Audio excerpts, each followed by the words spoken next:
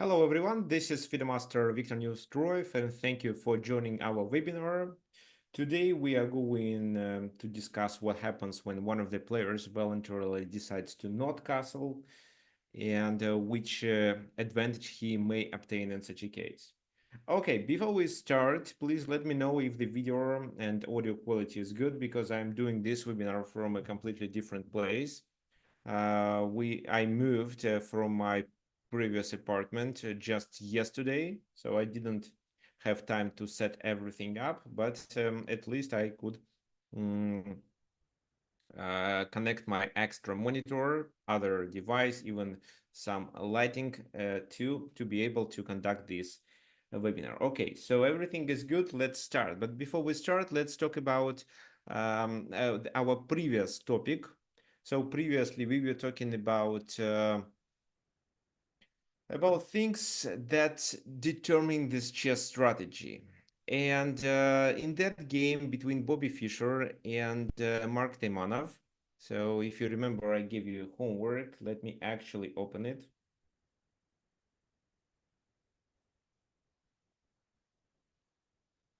Well, actually, the previous was devoted to how to defend in worst positions. So, and there were two questions.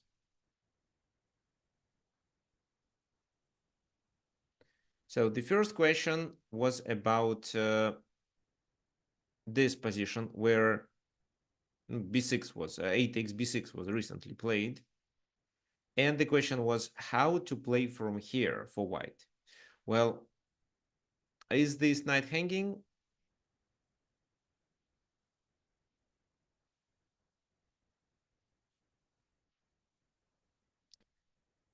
Looks like not, because there is always bishop c4 opportunity. So, but if you play bishop c4 and then c6 and it's protected. So here, in order to stop it, white decided to play rook c6.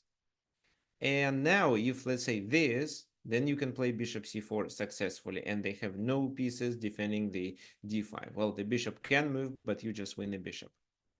So that's why rook c6 works, and such a move was played. The game continued with king h8. And queen h3 here makes a lot of sense. This move wasn't played. So now g5 knight is not under attack. So if they play rook f6, it's possible to play bishop c4 because the rook is poisoned. If rook takes c6, it's knight f7. So let's say f4, attacking the queen moves to h5, bishop b7, attacking the rook, and not even rook f6 because rook f6, queen f6, but rook e6. Rook e6, queen d7, and just rook e5. And well, white got the pawn back. Looks like the black's position is still fine. Well, it's approximately equal. Instead, in the game, white here played knight f3, which is not a good move. Bishop b7, and this is where they were completely lost.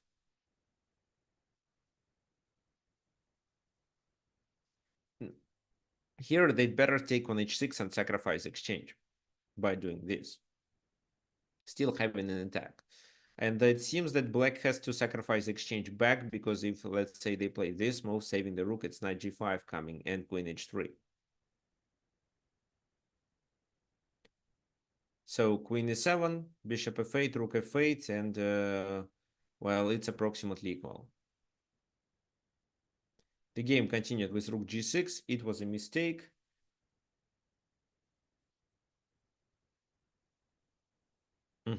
Yeah, it was a mistake. Let's go back. Here, knight f4.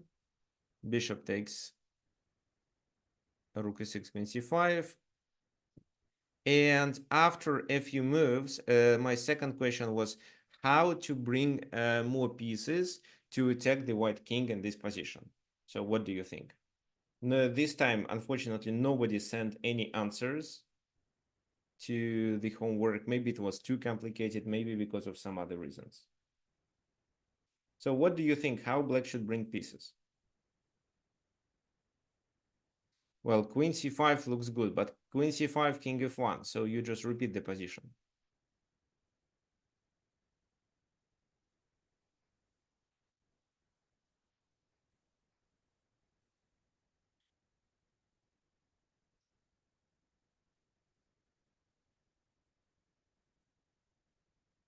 Let me flip the board, actually.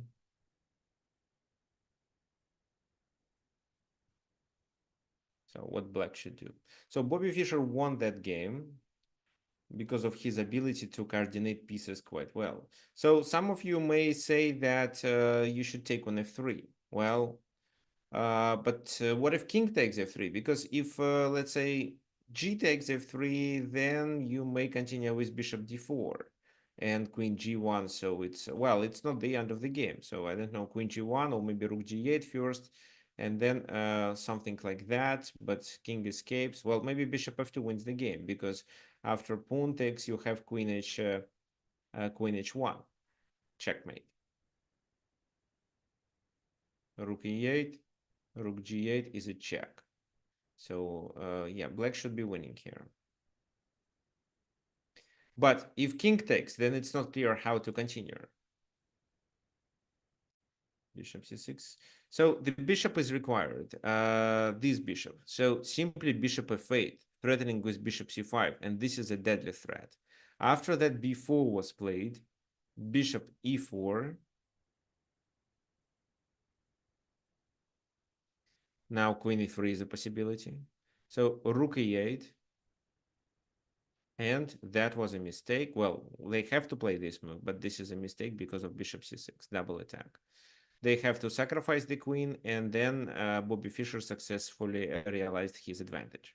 Well, the rest of the game is not important. We are not going to focus on it. Let's talk about our current topic. Our current topic is about, so it's about voluntary forfeiture of castling. Well, in which cases it becomes possible? Well, actually, castling is a very helpful move. It does a lot of um,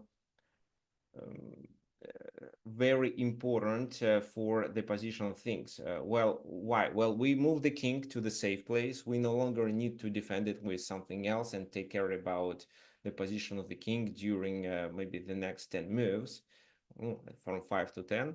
And we also bring the rook to the game. If we don't castle, then how do we get the rook to the position, and what about the king's safety? So it makes sense to leave the king in the center when the king is relatively safe there. I'm going to illustrate several games where it's true. However, we're going to start with the game between Spassky and Furman, where white kept the king in the center, but the king was the object of the attack. So if you think that your rook on the H file, for example, is okay, maybe it supports the attack on the enemy king, or maybe there is a chance that you open the H file and you may need the rook there, then okay, keep the rook there. So then you may consider not castling. If you think that you have to play with the king and lose your castling privilege, but at the same time you may keep your other benefits of the position, then okay, you can also keep the king in the center.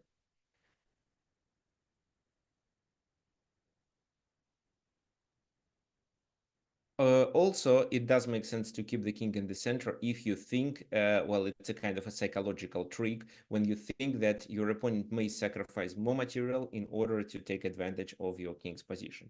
There are actually a lot of openings where keeping the king in the center makes a lot of sense.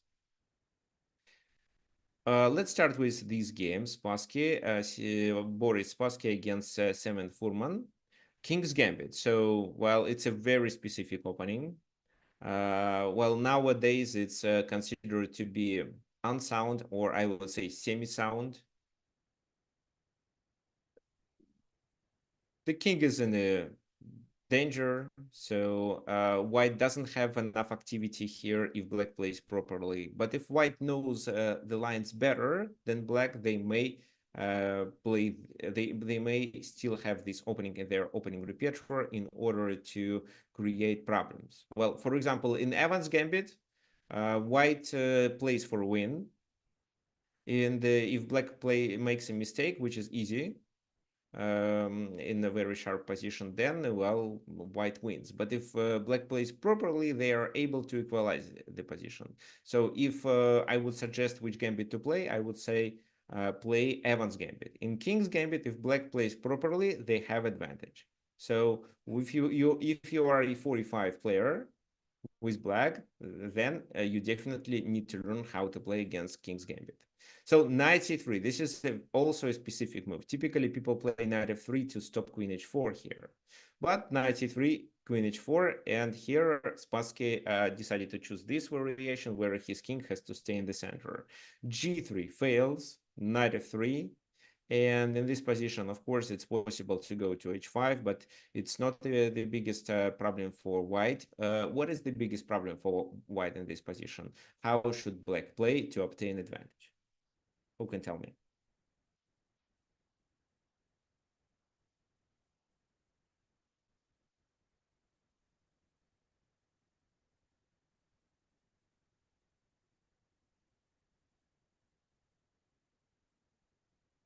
So g2, yeah, thank you. It's g2 check, knight takes queen, but black takes a rook and promotes a new queen. So here black is a queen, rook up. So that's why king e2, and black continues their attack by doing d5. This makes a lot of sense. It allows to bring the bishop to the game as well as to open the d file to be able to attack with their rook after black decides to castle queenside. So knight d5, bishop d6, c7 has to be protected. Also f4 is protected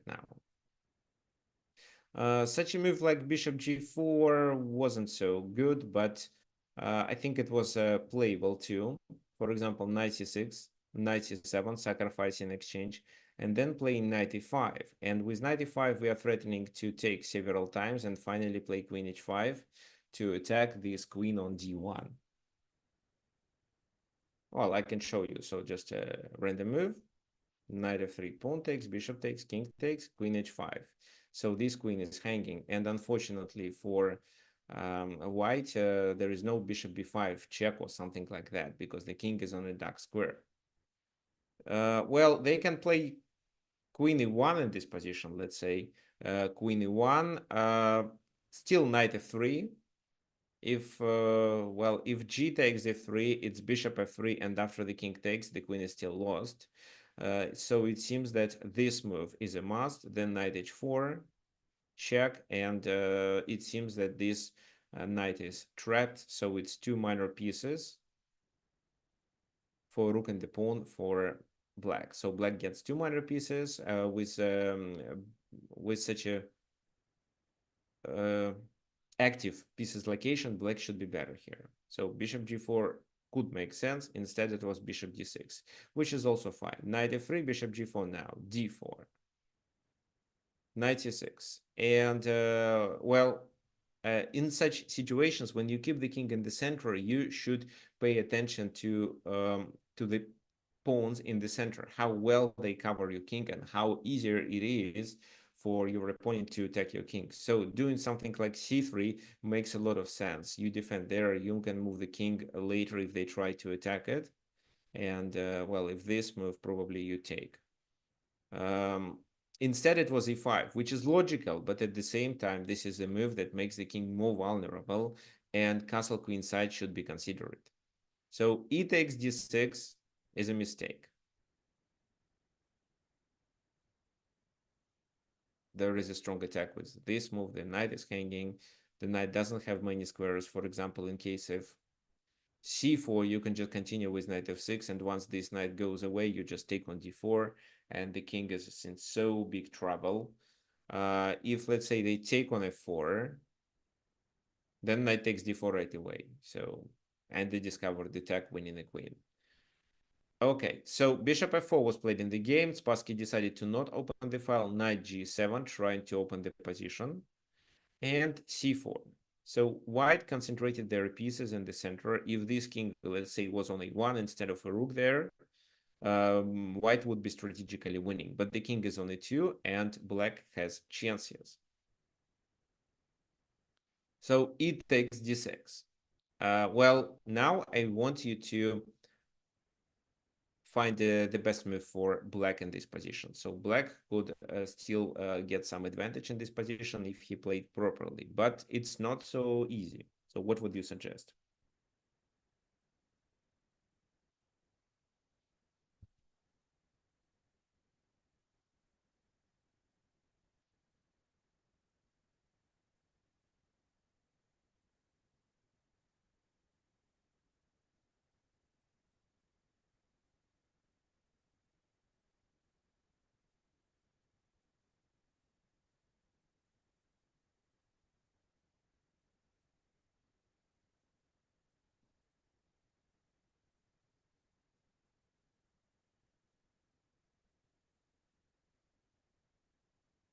So rook h8 or bishop f3. Okay, so let's start with rook h8. Logical move. However, then the king goes there. So maybe it's too early. Okay, so what if we try to take on f3 first? G takes f3, and then we take there. So the king goes here, and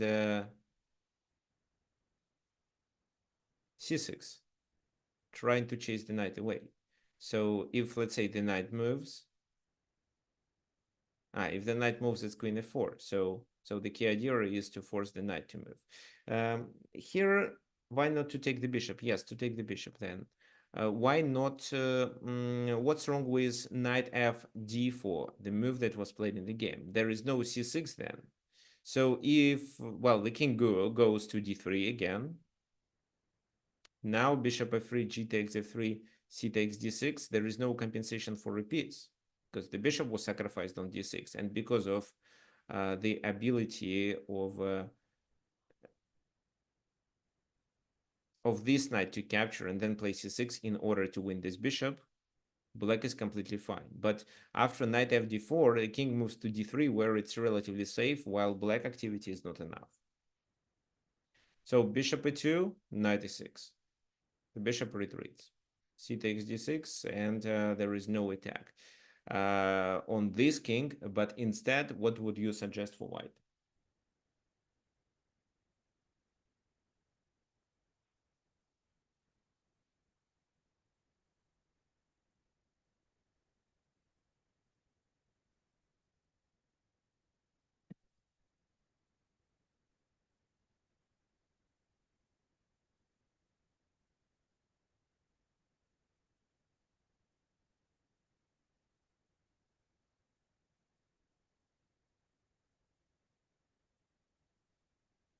What would you play? So king c3, moving the king to away from the place of action does make sense, but how safe the king is there? And do we really need to spend the tempo on this move? Well, knight c5 is the only check that can be delivered here. Well, I don't think that bishop f5 or queen g6 is good because moving the king to c3 is, I mean, brings the king to a safer place.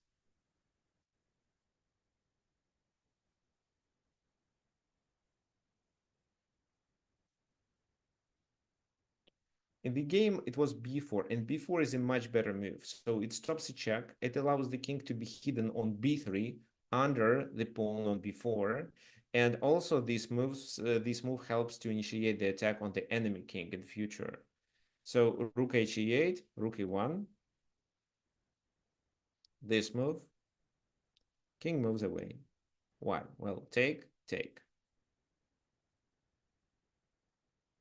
Because right now it's hanging. The pawn is hanging. So this queen h6, queen c1, offering an exchange of the queens. This move looks logical, but after bishop d3, it seems that there should be an exchange of the rooks.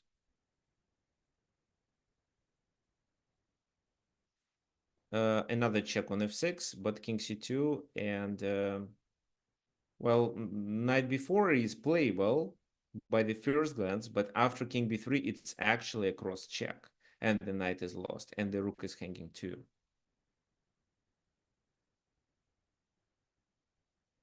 So this to keep the queen on the c file, to be able to do this cross check with king b3, bishop f3, d takes c6, bishop takes c6, and there is no compensation for the bishop. Well, 2 pawns, but they are not enough, especially if grandmasters are playing. Oh, after a few moves, it became obvious that the position is already decided, and soon black decided to resign. So with more pieces being exchanged, white's advantage becomes more decisive. So please keep it in mind. When you have extra material, try to exchange pieces.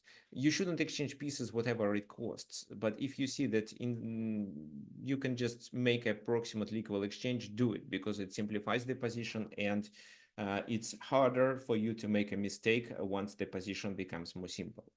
Okay, so why did why did Spassky decided why did Spassky decide to keep the king in the center in this game? Well, because he thought that his opponent is likely to play for a win in such a case, would start sacrificing pieces and attacking the king in the center. So it was a kind of a trap. Uh, King e2 attracted black to play for a win and sacrifice pieces by initiating the attack and trying to deliver a checkmate. So if black played more accurately, they of course would take advantage of this king being in the center. So here king e2 is a bit unsound. Let's talk about the second game I prepared for today. This time it was Vladimir Kramnik playing against Peter Leko. Well, it was a famous variation. I played myself for black, Moscow variation of Semislav defense, e3, g6, and e4. So a very specific move. Typically, e4 can be played right away. Then this, and after king b2, after bishop b4, the king has to go to e2. But this time, Kramnik decided to provoke g6 and then play d4. Well, we cannot withstand. I mean, black cannot withstand with against such a pawn center because e5 is coming. This bishop becomes bad. This bishop on g7 becomes bad. So they have to take now knight e4 and bishop b4. So king e2 is a must. If white wants to play for a win, they have to play king e2 in this position. But why did they keep the king on e2? They played king e2 because they didn't have a better option. For example, if they decided to block with the e knight, then just castle, bishop d3, knight goes there, and then c5 or e5 is coming, after which both bishops are good, and black doesn't have a domination in the center anymore. So, I mean, white doesn't have a domination in the center, and black is likely to realize their bishop pair. What can you say about such a move like knight c3? How will black play in such a case? Because anything else is not possible. So this move blunders the pawn on d4. So knight c3 with this knight or moving the king. What's wrong with knight c3?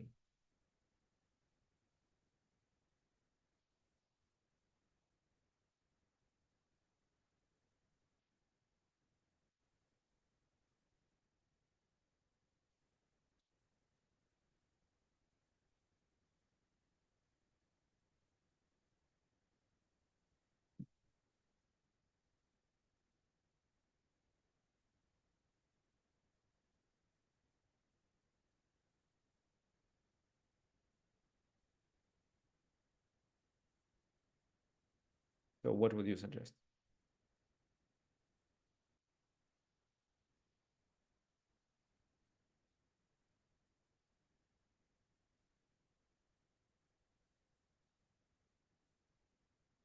By the way, let me know if there are any disruptions here or you can clearly hear me, and at least in Zoom.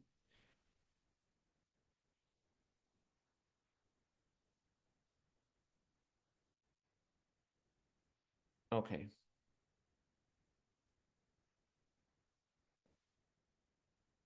So how to take advantage of this pin? Any suggestions?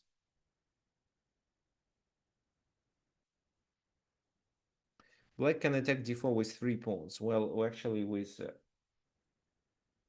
the c pawn.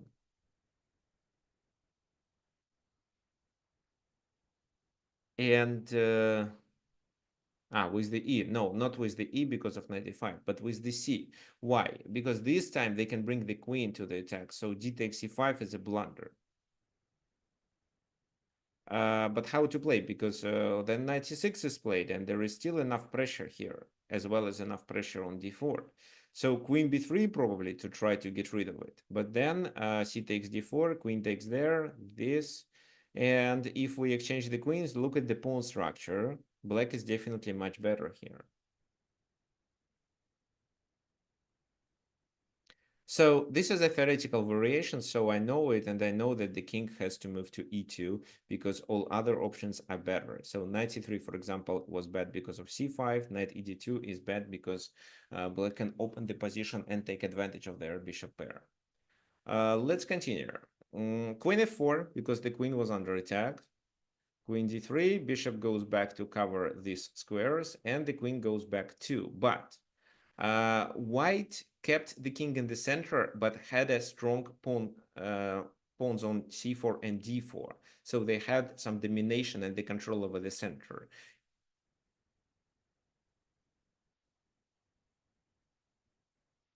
That's why if now they can play g3, especially if they play g3 with a tempo bishop g2 and bring this rook to the center, to the e1 or d1, then they can evacuate their king to f1 and make artificial castling at any moment. So the key idea of this variation was to keep the king in the center, but instead of, as a compensation for such a drawback, white kept his center control. And if only white castles artificially, then he has advantage. So this move, b6, trying to fianchetto. King f1, bishop b7. What would you continue in this position? What do you think?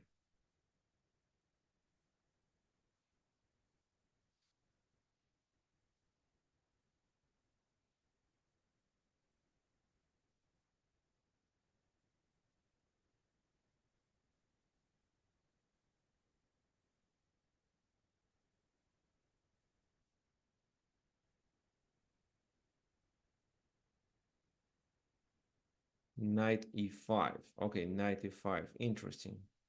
Knight takes e5, pawn takes e5. Let's say queen takes e5. So what's the purpose of knight e5?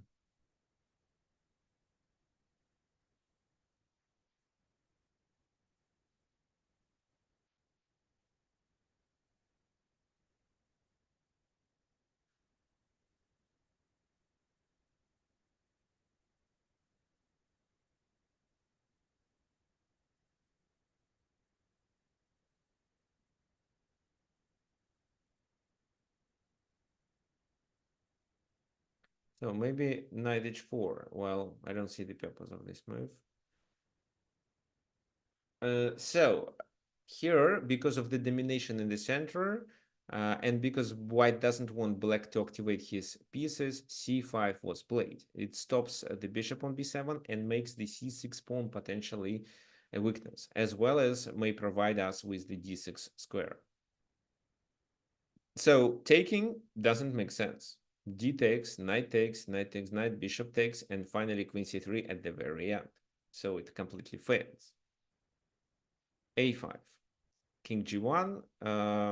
Well, a5 was played to stop before, and then king g1. Well, because that was a threat. Only now black castles, and white tries to take advantage or realize their already existing advantage. So here they play queen e3, protecting on c5 and putting pressure here. King g7. And this is where they played knight e5, which I don't like at all, because this move only simplifies the position. What would you suggest instead of knight e5? Rook d1? Well, rook d1 is good. I agree. This is a helpful move. What else? Rook ac1 is a nice idea too. Maybe rook ac1 is even better, because if you take, then c6 can be a weakness.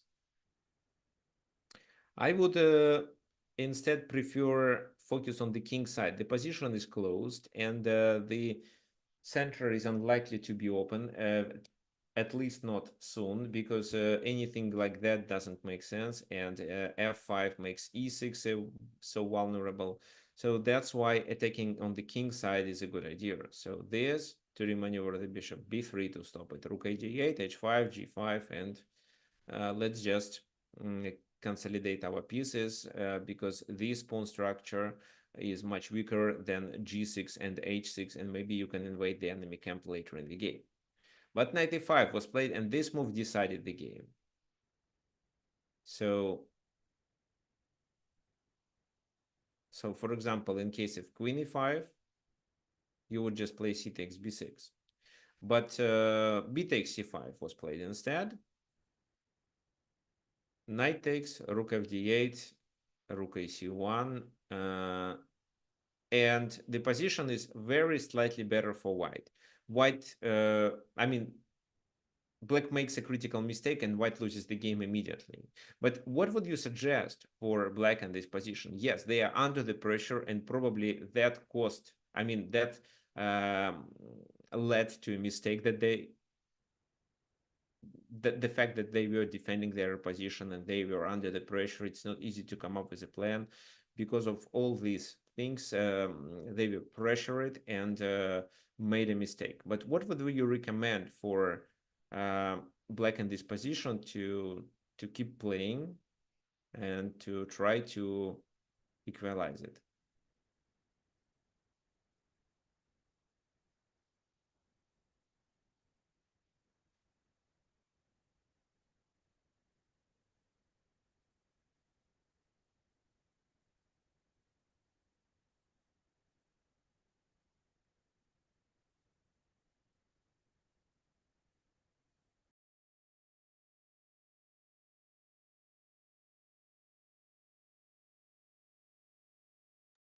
So bishop g5 to force f4 and create weaknesses. Okay, it does make sense. I agree. But then bishop goes to e7. Maybe h5, h4, h5 can be played as well. Of course, after h4, you can react with h5 yourself. So yes, it was also a mistake. Instead, you should liquidate this. Why you should liquidate this knight? Well, let's say rook takes and then rook d7. This is a permanent weakness. And actually, if we know that two grandmasters are playing against each other and the white player is not much weaker than the black one, then black would have to passively stay and defend the position because they have these weaknesses while white can directly attack them. So maybe this attack is not decisive here, but here the game is played only for two results. Either white wins or black is able to hold the position. That was the best move, and this is what black decided to not play. They played this and simply blundered knight b7, queen b7, and bishop c6, losing exchange. So same thing would happen in case of bishop g5, f4, bishop e7, knight takes, this move, and then this. So the exchange is lost. It's not possible to play queen e7 because bishop takes a1, and this move is not playable. So a4, and they lost the game quickly. I don't think that the rest requires any analysis here. There was a pressure, yes, on f7, and a4 is also hanging. So this is where Peter Leka resigned. Well, the plan of white actually worked. Having the king in the center was not such a big disadvantage comparing to the advantages that white already existed. Like they had some initiative and they had their pawns in the center. And because of fewer pieces, fewer black pieces being developed, the attack on this king becomes impossible. So there is no way to attack the king on e2. And this plan seems to be very quick and will help to keep the king in the safe place, but at the same time hold these two pawns in the center. Okay, game number three. Game number three. Well, I'm not sure if you know both players, but you probably are familiar with Lubomir Lubayevich. The black player was Andras Anderjan. So the game is quite old. Let's see what happened. So it was Sveshnikov Sicilian with a weird move order. So knight b5, d6, bishop f4, how to protect this pawn. So only e5 works, knight e5 this time fails.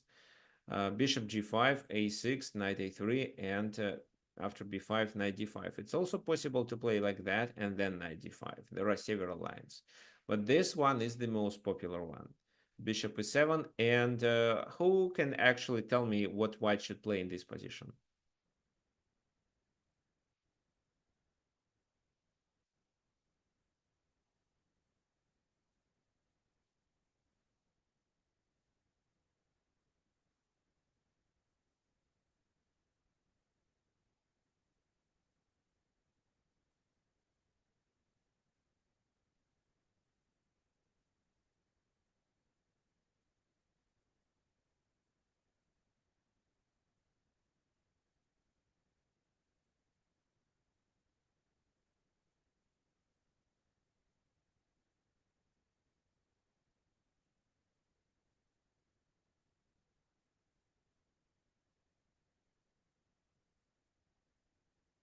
So queen d2, what's the purpose of queen d2?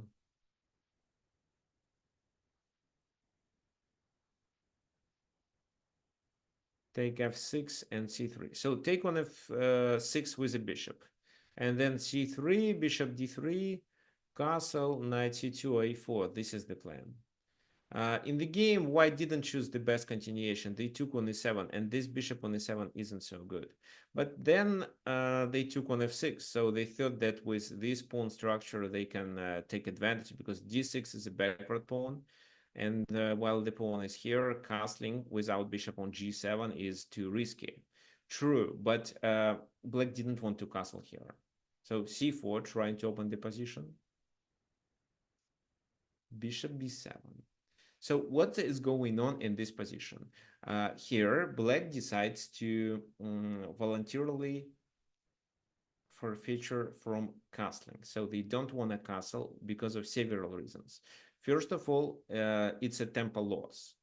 Second, the king is not better on g8 comparing to e8. Most likely, the king should be on f8 because from f8, it's hard to reach the king's position.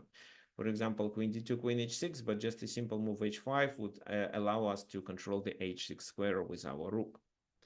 And the most important factor is that by keeping the king in the center here, black may develop initiative because they are better developed. They are attacking here, they are ready to play d5 or even f5 and attack the pawn on g2. Then there are such checks like queen e5, also playable. For example, c takes b5, bishop f4. So black pieces here are more centralized and they're about to start pushing this and having advantage. Queen e4, threatening with this, d5. So b takes a6, and now king f8. So this king is actually even more weak than the black one. Queen b4, making a pin.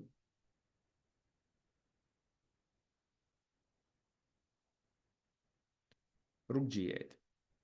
So f3, now this bishop has to move. So the bishop goes to f5.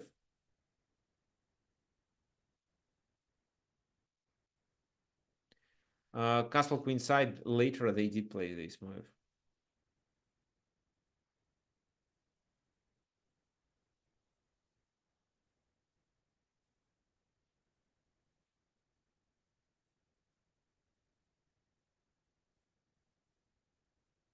Okay. So g4, bishop c8, and castle queen side. Well, it seems safe, but even there, the king is in the danger. Bishop a6, king goes to b1 as a prophylaxis. And now, after d4, we can definitely say that, well, rook b8 first, or maybe queen moves, the king goes there, or this rook to b8, the knight goes to d5, and black dominates in the game.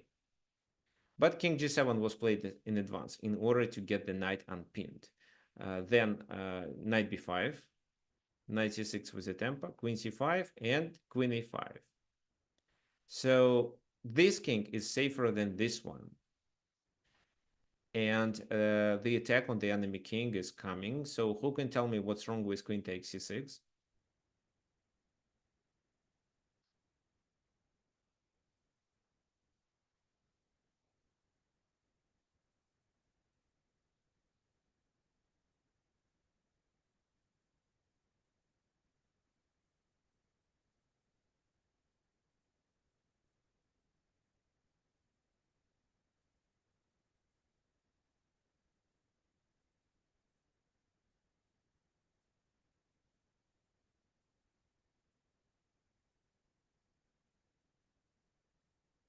Okay, so I see some suggestions. Queen c6, bishop b5. Yes, it's bishop b5. Okay, so bishop b5. Then if bishop b5, it's queen a2, king goes to the c file and just a pin. So if bishop b5, queen b5, then queen a2, and it's still a big problem because then you can play rook a b8 move, threatening with this and threatening to take on b2. So for example, queen e2 to protect, just this check, king d2, and it's just a disaster. So should we play this, or actually maybe it does make sense to play queen e5? This move.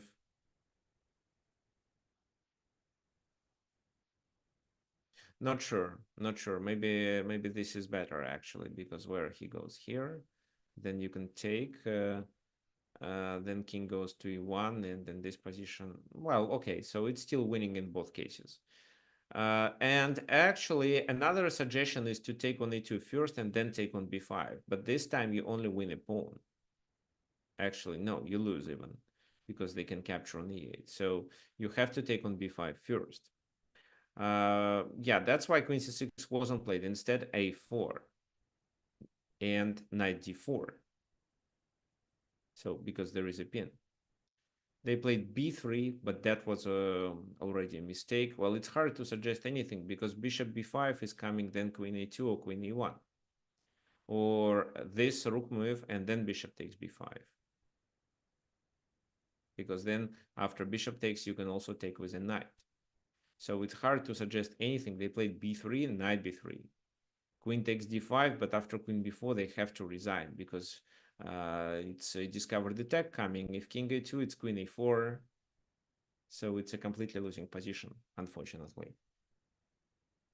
So, okay, what did happen in the game? So black decided to keep the king in the center on f8 and later maybe moving it to g7, but not right away. They first played rook g8 to provoke f3, which is not a good move.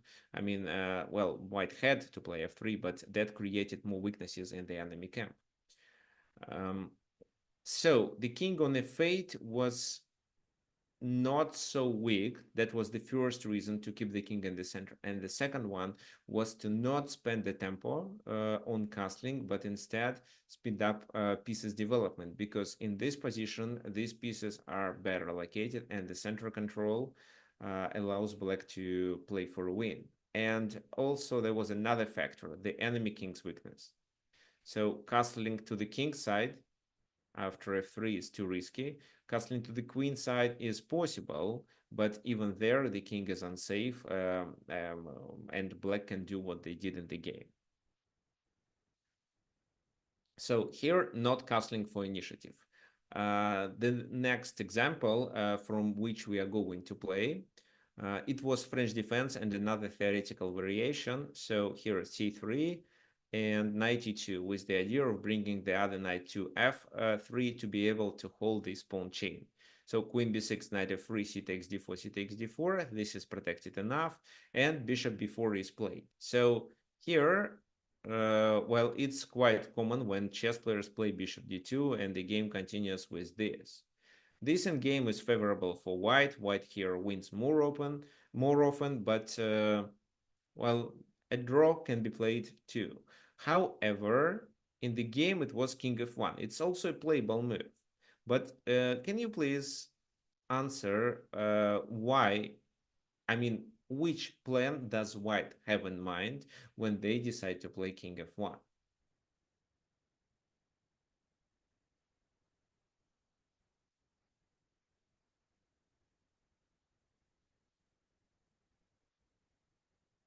Well, yeah, so what about the rook on h1, how this rook becomes active, and does the king have to stay on f1 for a while? Okay, so John thinks that a3 b4. Well, John, a3 b4 is not a mistake and definitely part of the plan. But mhm. But the key idea of white and French defense is to play on the king side. So such moves like g4 or g3, h4 with h5 and some attack trying to use the rook on the h file are very common. And the good point is that there are not so many black pieces on the king side. That's why having a king not castled doesn't lead to weaknesses. So black continued with f6. Knight f4 attacking here. Well, if you play knight f8, then you have to play passively because g3, king g2, and you cannot fight for the center anymore. So the reason of f6 is to force this move. But knight f4, f takes e5, knight takes e6, and we are going to continue from this moment, from knight f6. I'm sure the next move is obvious for you. So let me share the position that we are going to start with. this one. Oops. Let me share it to the whole chat. So now we are going to chess.com, and who wants to play this for white against me, just message me, please. I mean, send your username here on in the chat. Okay, before we continue with this, again, if you want to support the work I'm doing at the webinars, you can always do it using this button, donate. Here I can send you the link. So it's a very simple process. You click the button, you enter the amount that you want to donate. Then you click PayPal, and after you log into your account, this money will be automatically delivered to my account, so to my PayPal account.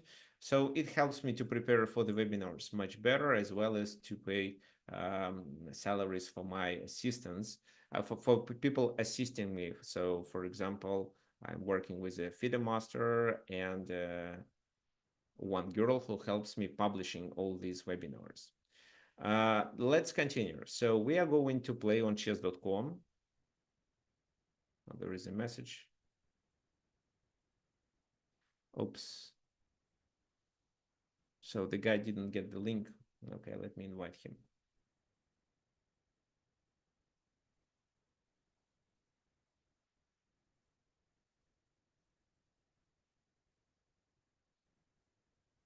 Actually, I should do it in the form of a link. This. And this one, let's delete it. Okay, fine. So yeah, let's go to the play section. What other news I would like to share? By the way, we are going to start group classes. Well, this is what I am saying almost every webinar, but this time we are very close to announce the sales. So it will be less than $10 for 1 hour and 30 minutes class. So 90 minutes class. We are going to have classes twice a week on Mondays and Fridays. So there are two options. You can pay two different plans. You can pay with installments, or you can pay the whole amount right away. If you pay the whole amount, there will be some discount provided. Okay, perfect. Thank you, Brian. Well, so we're gonna play. Who would like to play? Let me know your usernames. Here I choose custom, 15 plus 10. Then we're gonna play this position.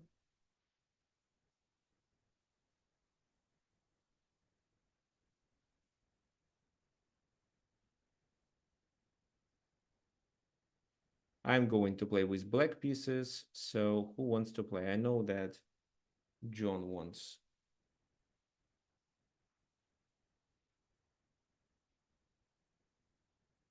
I think.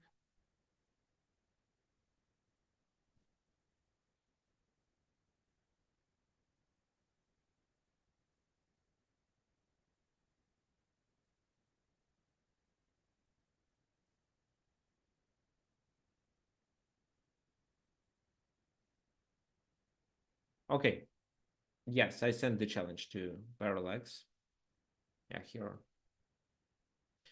So I think the first move is obvious. A5. Okay, E5. Very nice idea. What can I do? Actually, I think this is not so good because I can play knight G4, threatening the mate and threatening to take on G7. So let me see if I have anything else. So I'm going to play with everyone who sends me his username. I'm playing with black pieces. Tell me your username and we will play.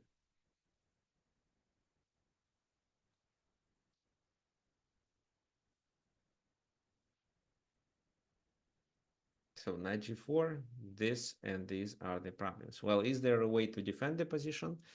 Maybe e6 works. No, it doesn't seem so. Knight g5. Actually, e6 may work. After e6, I can capture on g7 right away. I'm sure John finds something.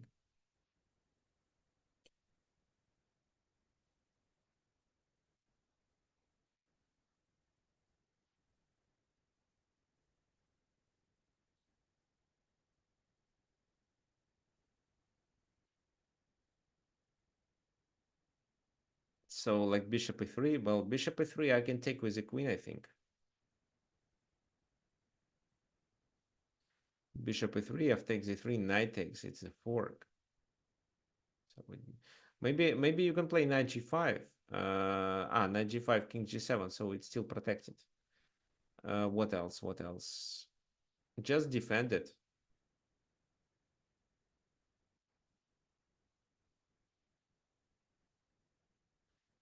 Yeah, you have to just defend it. Then what should I do? Take on a5? No. Take on f2. Interesting. Let me first take.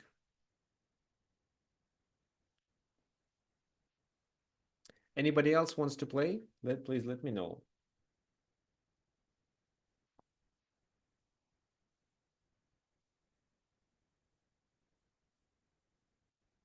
Maybe I can even copy the link to everyone here.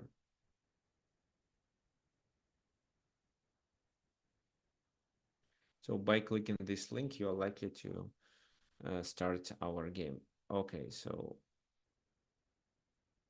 the second game.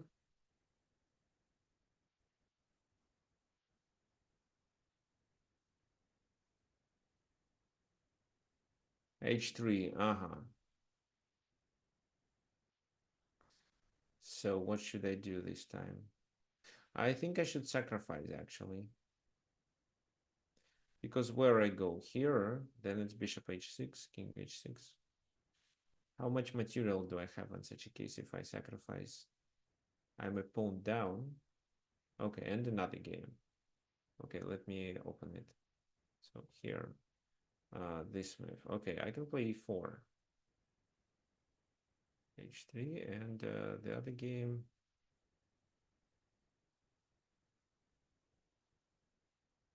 So here, you have to play. Oops, why is it?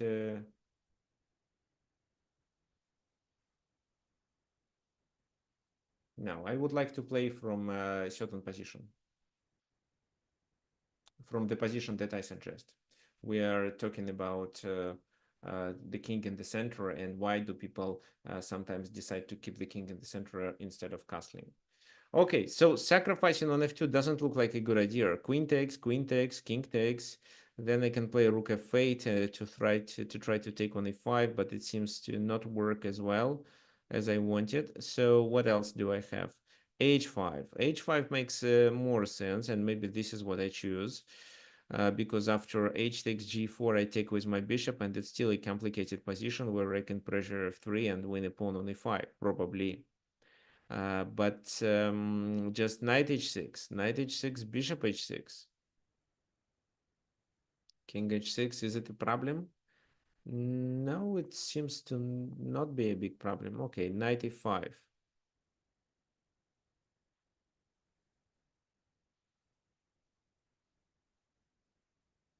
So how do I play? Okay, I have to take. I don't think I have a better move.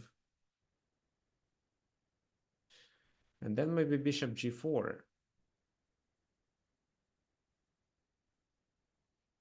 Bishop e2.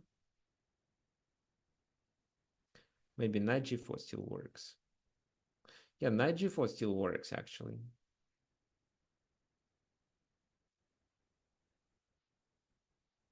Yeah, let's do knight g4. Threatening this, this, and this.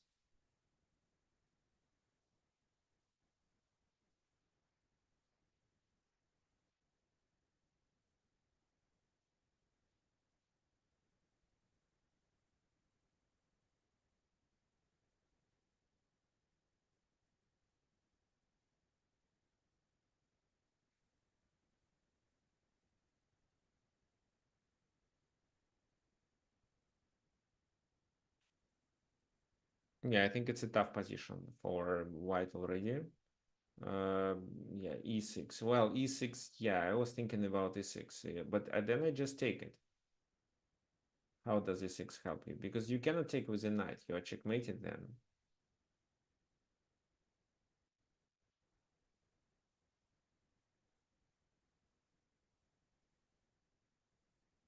So if anybody else wants to play, tell me your username. I'll challenge you from this position.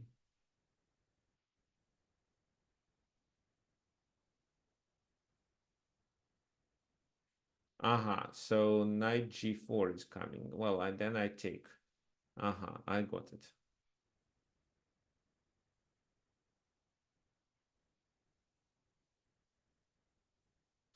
So what should I do in this position? Can I play this move? Looks like it doesn't make much sense. I can try this. No, then h7 is weak.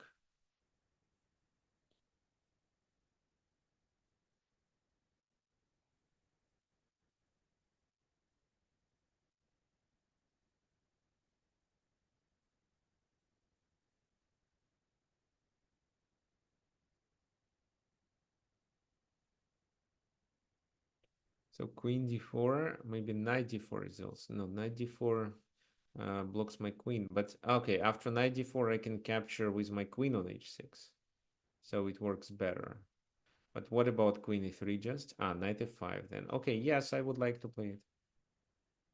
This, but this is a checkmate on f2.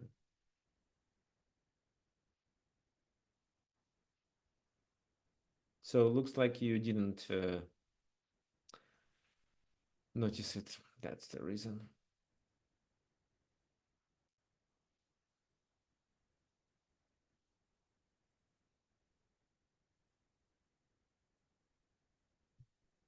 So knight d4 is played mainly to connect my queen. Okay, queen h5.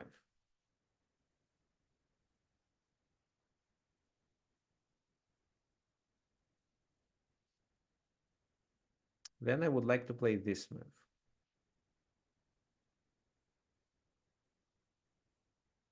to exchange the bishops.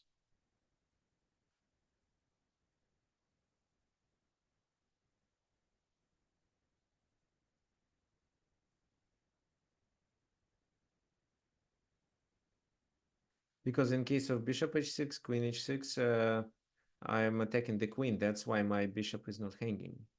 And in case of, let's say, not this, but queen g5, I'm going to play queen g6.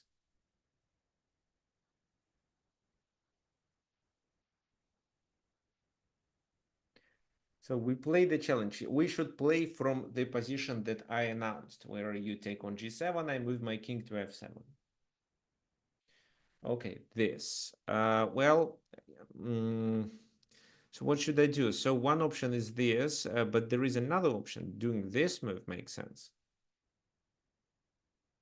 Yeah, doing this move makes a lot of sense. Let's just choose which is better, queen b5 or queen e6. So queen a6, I'm keeping protection of this. King cannot go to e1. There is no possibility to block. King goes there, knight e2, and that's it. Okay, queen a6.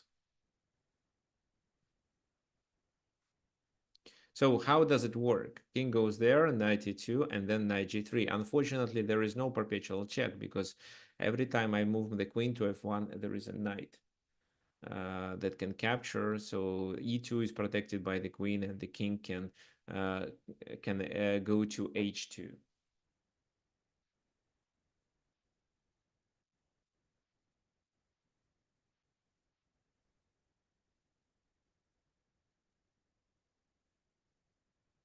Right. So knight e2.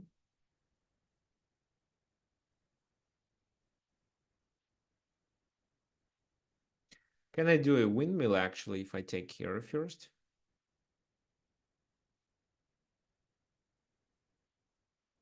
Yeah, I think I can.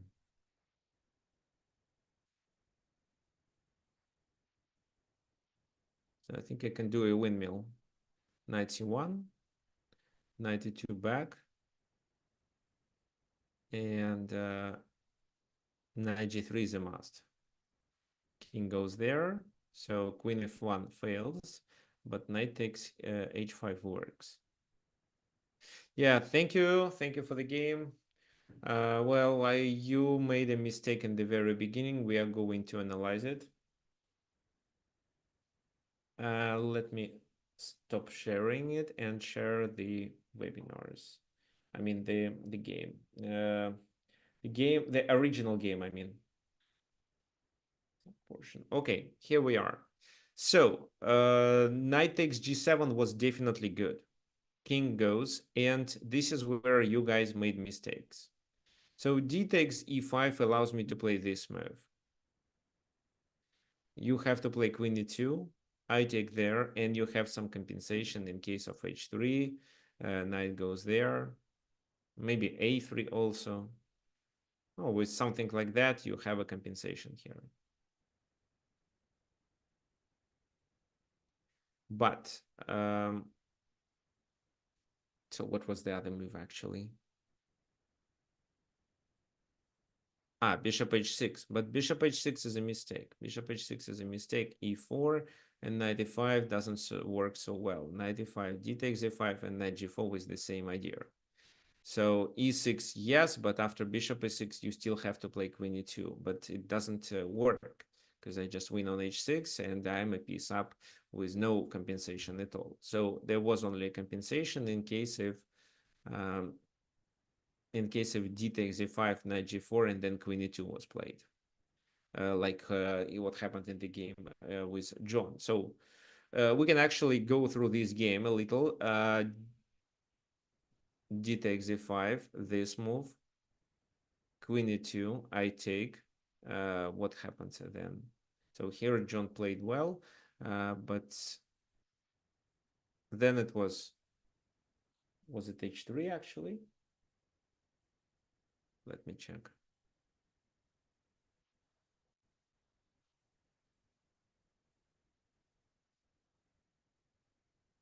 Yes, h3, knight h6, knight h2.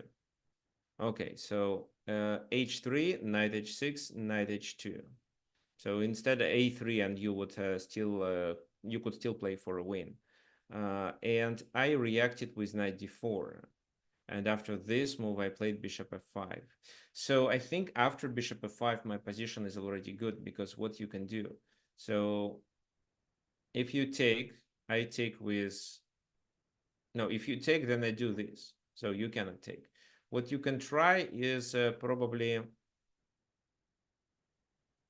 actually, I don't know. It seems like bishop f5 is a very good move. Maybe queen g5 instead. But then bishop g6 is a possibility.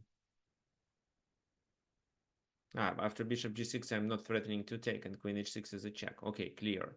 No, queen g6 is a must. But then it seems if we exchange the queens, my position is fine. So bishop f5 was a very good move. Yeah, okay, bishop f5, bishop takes a5, queen a6, king here, knight e2, this, this, knight g3. So I wanted to show you that there is no perpetual smothered mate, because first of all, if they take with a rook, knight e2 is not a checkmate because there is a queen. Also taking with the knight, and even if knight e2 was possible, but it's not, the king escapes to h2. So smothered mate is not playable, but a few forks can be played and the position may become winning. So knight h5 was played in the original game, and that was a really good move. Why? Because after this move, it's knight g5 and queen takes h5, bringing the queen to the attack. So queen takes d4. The bishop is hanging. They played bishop e2, covering this square too. And with this move, it was possible for black to stay a little worse and maybe initiate their own attack on f2. Let's say king moves, knight f7. They sacrifice bishop e6. Looks like black gets some pieces activity with these moves. However, white is still winning, of course. Bishop e6 was played. That was a mistake. Now queen h6 attacking. Bishop f7, there was an exchange, and the king's position is now compromised. So bishop g5. And this can be the next move. King g8, queen e6, checkmate. So they played king e8. Now it's just a different order. This. And if the king goes to f8, it's a checkmate with a bishop. So knight e7 was played. And after that, it's a checkmate after bishop b5. Why? Well, this, still this. And if this move, it's queen d7. So two ways. This is where they resigned. Well, they could try to defend with a bishop, but it seems actually it seems to be a better move. Then probably the simplest is just to capture, play this move. If king f8, then queen f6, and you win there. Let me show you. So this, okay, you checkmate actually. And if king goes to d8, then it's queen d6. The king has to move further and leave this knight hanging. So you can take, but maybe instead you decide to deliver checks, but at least after queen e7, you are completely winning. So here, the whole concept of leaving the king on f1 was to keep the position more complicated, to be able to use the rook on the h file with the ideas of doing like g4, h4, h5, or just h4, h5, and the king will stay there. But later, the king may go to g2, which is a safe place. So king f1, because the rook was required on the h file. Why didn't have a chance to use this rook? But because the position was complicated, they get new opportunities that black was not familiar with, and that's the reason why black lost. So if you remember, the biggest mistake was knight f6. So here g6 instead should be played, d takes e5, knight takes, bishop e3, queen e5. And this is where black almost equalized. That was the best way to play. Fine, guys. Thank you for coming at our webinar today. So I think we are done. Again, if you want to donate, you can do it using this button. This button, the link is in the chat. So enter the amount and click PayPal. Then it redirects you to your PayPal account. What else? So you can also send me a friend request. This is my profile, and soon I will announce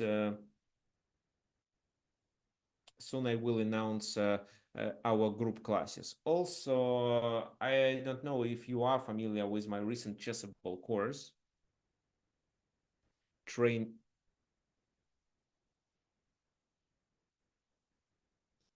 your tactical vision. So yeah, it seems that people like the course. It has only 4 stars, but it's because of one bad rating. However, mainly they enjoy the course. So if you like it, while the course is on sale, you can purchase it. Well, if you need it. This is where I explain how to train your tactical vision. If you enter the course, you'll see such chapters like mating patterns, typical tactical motives, where I explain how to find and how to recognize them in your games, as well as a chapter where I explain how to create tactics when the position is calm. So if you are a tactician, you might be interested in it at least. Fine, so we are done for today. So see everyone next Sunday. I will announce the topic. And by the way, you are going to get the homework. So this is your homework.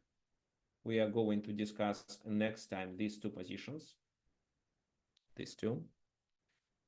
What white should do here and how white should take advantage of the enemy king being in the center. These are more like exemptions of the rule, that even in the center it does make sense to keep the king because of some other advantages that a player who decides to not castle achieves. Fine, for today we are done. So any questions? If you have anything, I'm ready to answer. If not, let's meet next Sunday, same time. Okay, fine. So let me finish the conference then, and I hope everyone will join again next